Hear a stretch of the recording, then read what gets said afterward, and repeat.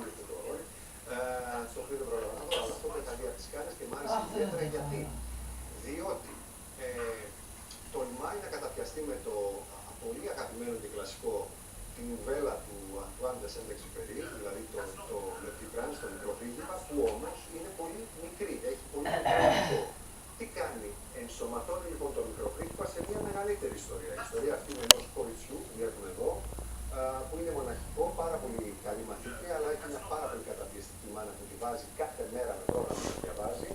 σε ένα νόμις μεταφορές, σε μια μικρή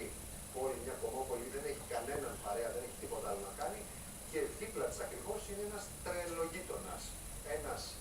πρώην αεροπόρος, γέρος άνθρωπος, που υποδίεται φωνητικά ο Τζεφ Μπρίτζες, άψογο,